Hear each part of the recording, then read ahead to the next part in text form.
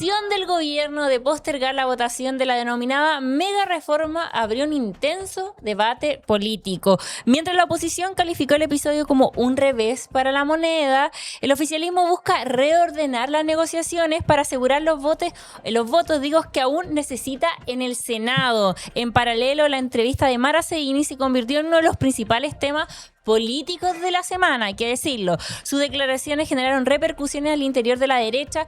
Conversamos de esto y mucho más con la politóloga Javiera Arce para analizar ambos escenarios. ¿Cómo está, Javiera? Hola, muy buenas tardes. ¿Cómo están ustedes? ¿Todo bien? Gusto saludarte, Todo, Josefa. todo bien, Javiera.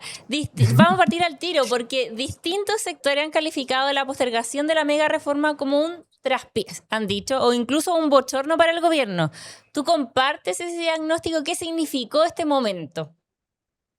O sea, básicamente faltó coordinación política, faltaron obviamente votos. Lo que decían ayer es que también no le alcanzaban los senadores porque se habían ido. Recordemos que los días miércoles, como el de los últimos días que se trabaja, excepcionalmente los días jueves hacen de repente reuniones de comité, entonces la gente como que ya cuando empieza como a caer un poco la actividad empieza a alargarse y se empieza a ir a sus regiones y claramente no, parece que no ordenaron eso de que se quedaran un ratito más hasta que pudieran votar. Así es que nada, pues bochorno en todo sentido de que si tú tienes una urgencia, como era el caso del ministro Quirós de poder aprobar esto ya pasa y además hay otros elementos acá que hay que mirar, el tema de la resolución que podría tener el Tribunal Constitucional también cómo van a ver este tema que explicaba muy bien la alcaldesa Delfino, de cómo se reintegran estos fondos, que finalmente nada de las propuestas, incluso de los dichos de Quiroz, nos afirman que va a haber una reintegración de estos fondos que se van a perder con la baja del impuesto de primera categoría. Pero igual la mega reforma parece que ha tenido hartas traspiés, porque si sumamos esto a lo del anatocismo, vamos sumando que al final a la larga solo demuestran inexperiencia política de parte del ministro de Hacienda. O sea, sí, claro, o sea, es como, primero, no tienen una capacidad de negociación. Segundo, tampoco es como, o sea, de hecho él no viene del mundo político, pero se supone que estaban estos señoros que tenían como más experiencia, y ahí el señor Alvarado con el señor García Ruminot, que se encargaban de hacer el pirquineo de los votos, pero algo pasó ahí, pues, o sea, esto tiene que ver con las coordinaciones también del gobierno, de que hay gente que está para hacer la política y otros para presentar los asuntos. El tema es cuando tú dejas solamente a alguien tan inexperto y tan tosudo también, como en el caso del ministro Quirós, a cargo de una negociación que va a terminar, por supuesto, desgranando un poco el choclo y la gente va a terminar medio enojada. O sea, un poco lo que ha Y, pasado y ha sido la tónica de esto. y esto abre un nuevo espacio de negociación en el Senado y también en que, si es que le da un aire a la oposición o no. Lo que pasa es que por ahí estaba leyendo que esto es así, ellos tienen la mayoría, pero es casi como que, bueno, se acabó Mercurio retrógrado, va a pasar la estrella, o sea, es casi como contando los votos de que falte alguien, de que este otro no sé, son mayorías excesivamente frágiles. Y por lo tanto ahí hace falta el diálogo político, la conversación, la negociación y todo lo que conocemos. Entonces, no sé qué les está pasando a estos señores que se supone que tenían destreza, sobre todo este señor Alvarado, que es experto en pirquinear votos.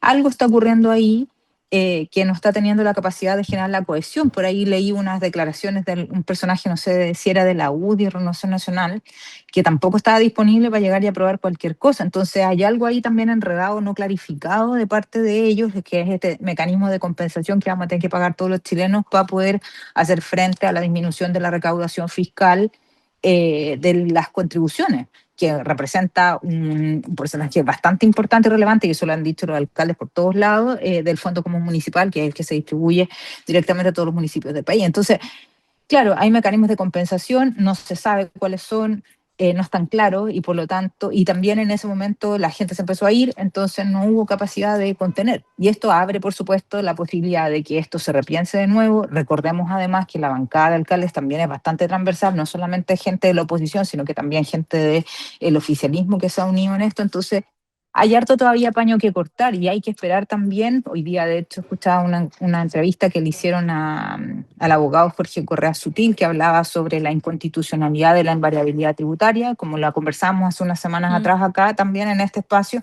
Esta invariabilidad tributaria tiene origen en la dictadura, por lo tanto no tiene un origen democrático y eso podría generar una ventana para que el Tribunal Constitucional lo declare inconstitucional. Entonces, ¿qué va a pasar con eso?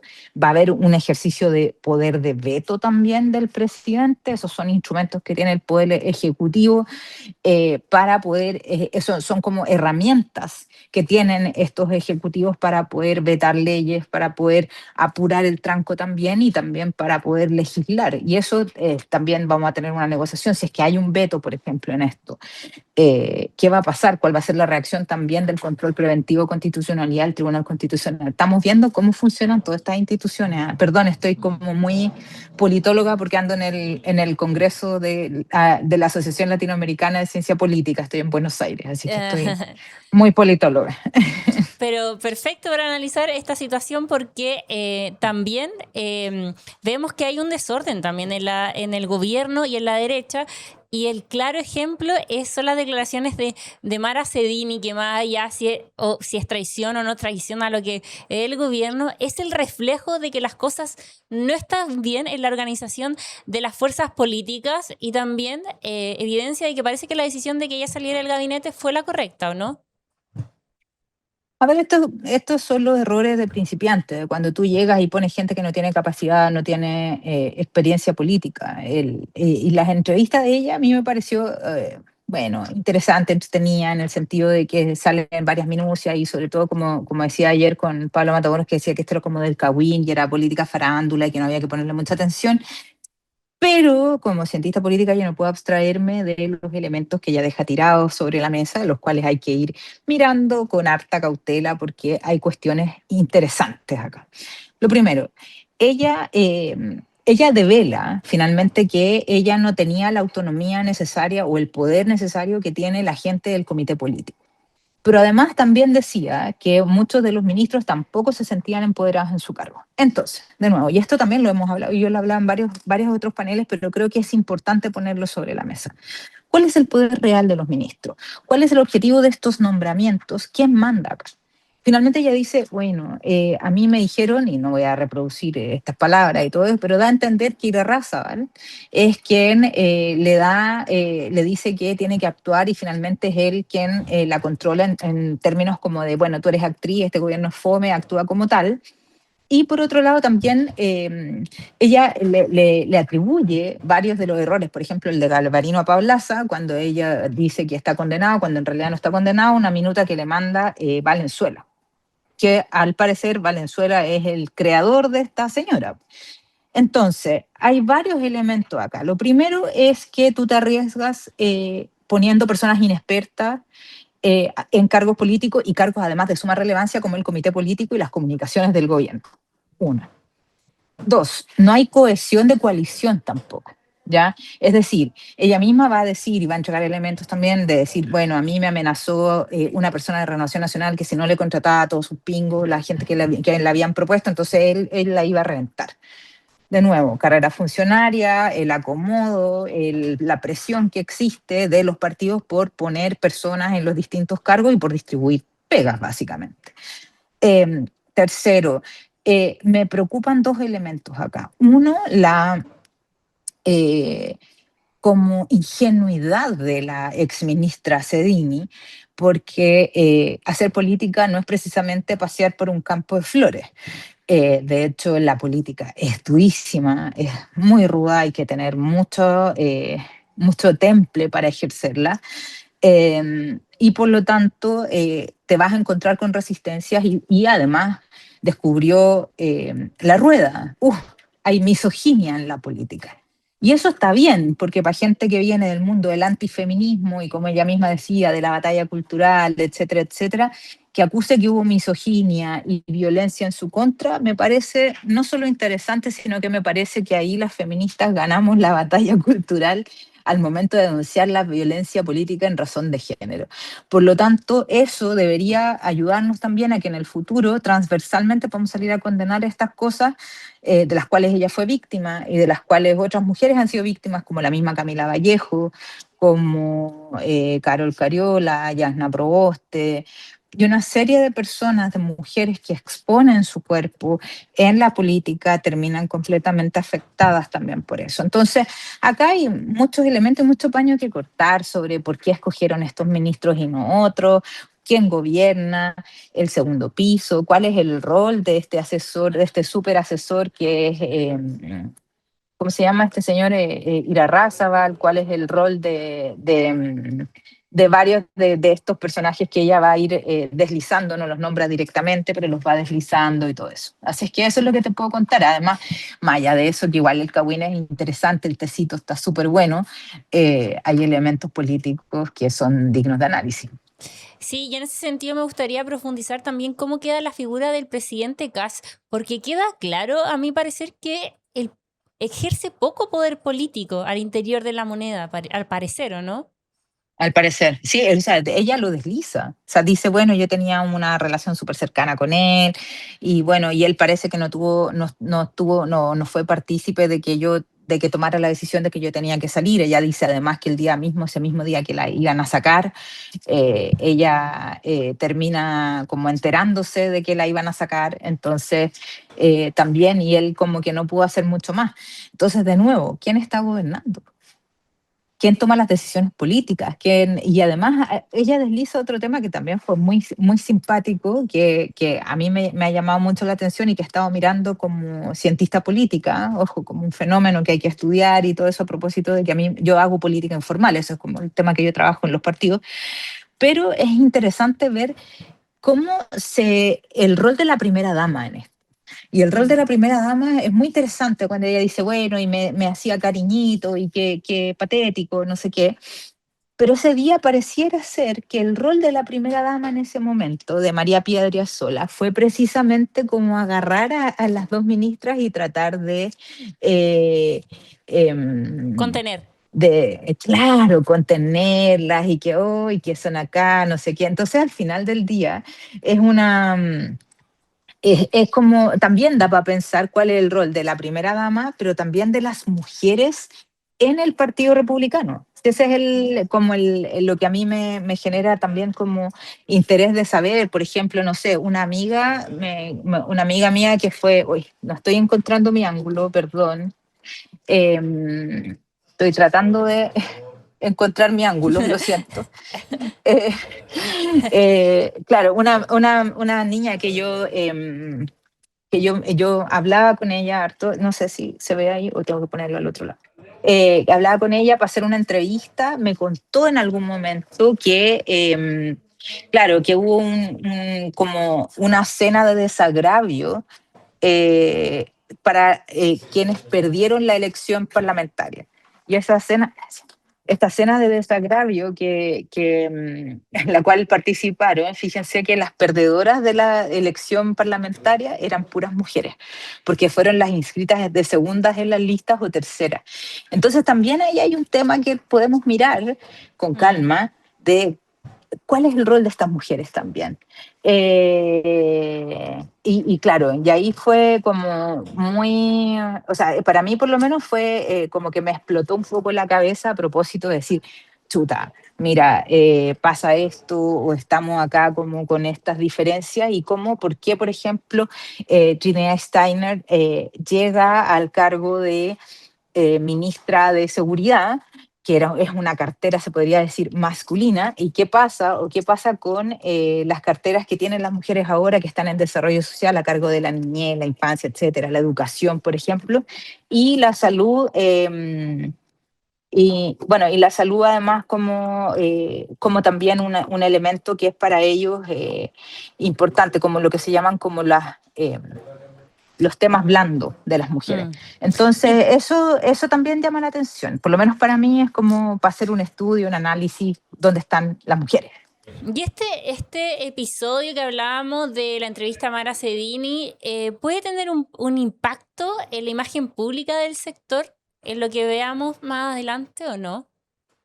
O sea, a mí me hago muchas preguntas. ¿Quién le dijo a Mara Sedini que era bueno hacer esto? ¿O que tenían que hacer esto? Después de que termina la primera parte de la entrevista, no sé si miraron con atención lo que vino después en el panel, estaban los dos hermanos Kaiser ahí. Y Mm, no sé, yo no tengo ninguna prueba, pero tampoco tengo tantas dudas mm, de que ver a los hermanos Kaiser y ayer la esposa de Johannes Kaiser defendiéndola, que Mara Sedini era súper auténtica, muy... no era de la vieja política, que la vieja política era la que guardaba los códigos y tenía opacidad, oscurantismo. En cambio, ella denunciaba, era una persona que denunciaba todas estas cosas. Entonces también llama la atención quiénes la están defendiendo y cómo los demás salen muy fuerte a atacarlo también y a preocuparse de cómo se han visto expuestos por esta figura. Ahora, lo normal, lo que uno esperaría en términos de la política, y este juego de la política también, es que tú tienes que tener ciertas lealtades con la gente, sobre todo si estás en un cargo así. Entonces ayer Matamoros me comparaba esto con el caso de Isquia Siche, pero la gran diferencia es que Isquia Siche hasta ahora no ha salido a hablar de cómo lo pasó, dar detalles. En cambio, esta niña, perdón, Mara Sedini, la ex ministra Sedini, sale después a contar su verdad, y en sin filtros además. Eso también fue curioso, una entrevista mm. muy como abierta, muy a la vena, muy directa, muy en las formas que tienen ellos también, que les encanta hacer política, que no es mi estilo, por lo menos yo una vez fui a Sin Filtro y quedé matriculada para nunca más. Mm. Pero sí en los estilos que a esta misma derecha radical le gusta, el grito, el abrir todo, llegar y plantarse. Y no sé, hay gente como yo, por lo menos, que somos más apagaditos, nos gustan las cosas más tranquilas. Más fome. Sí, más fome. Algo que te sorprendería ver a Mara Ceñida del Partido Nacional Libertario. Te lo pregunto también porque da la sensación también que ella quemó ya los puentes con todo lo que puede hacer con el mundo republicano. Y otro aspecto relevante de la entrevista que creo que también demuestra las contradicciones del propio gobierno. Y ella dice que ella le sirvió mucho en campaña. Y si uno lo ve también en la faceta que ha tenido el presidente, también se le dice eso, era un presidente que servía para la campaña y se le cuestiona políticamente porque después de eso parece que no hay más.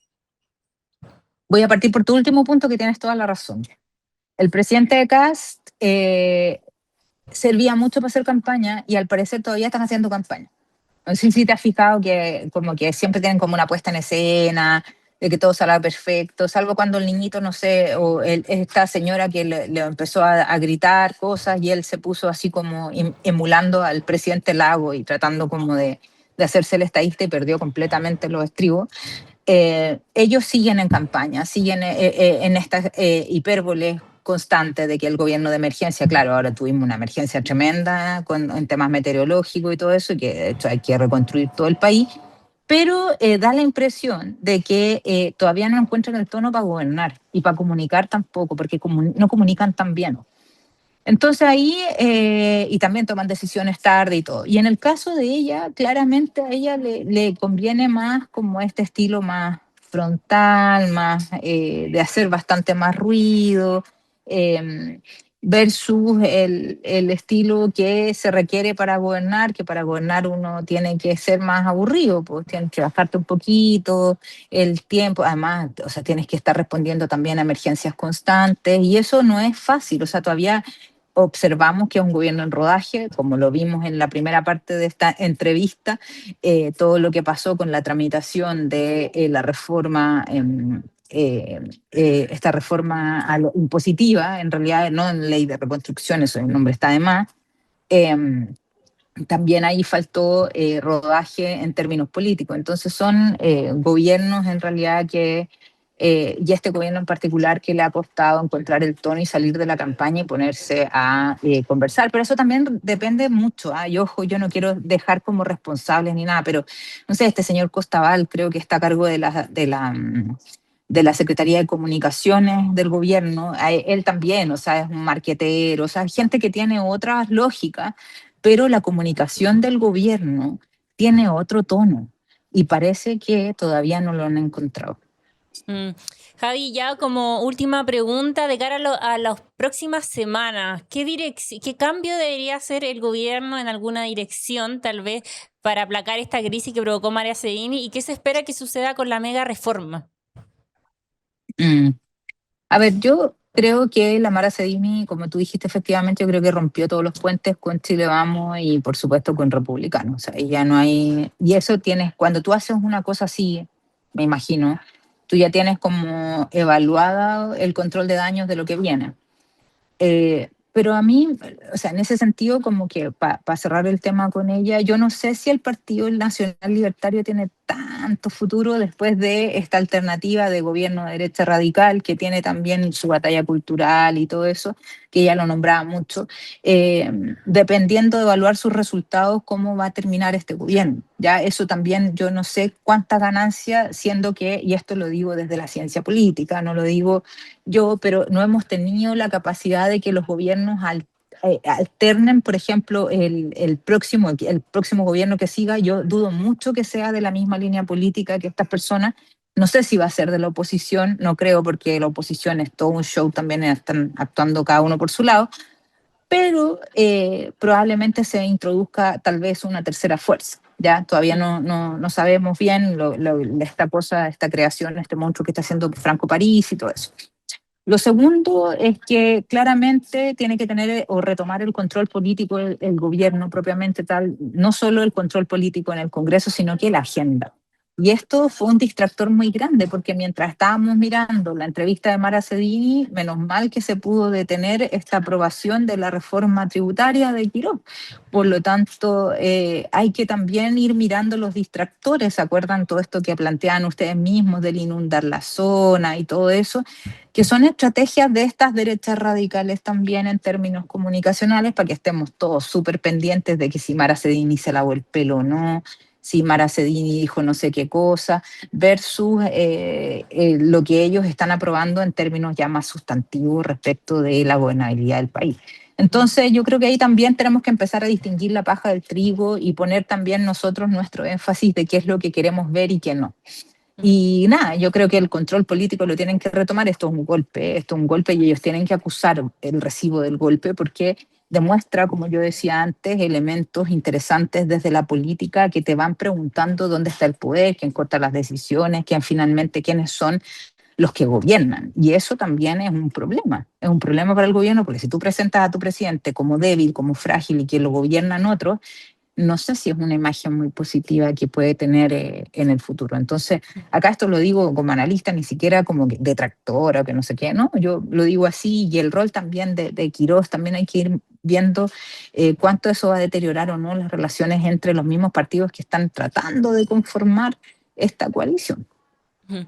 Perfecto, muchas gracias, Javi. Buena suerte en tu congreso, que esté muy bien. Muchas gracias, que estén bien, chao, chao.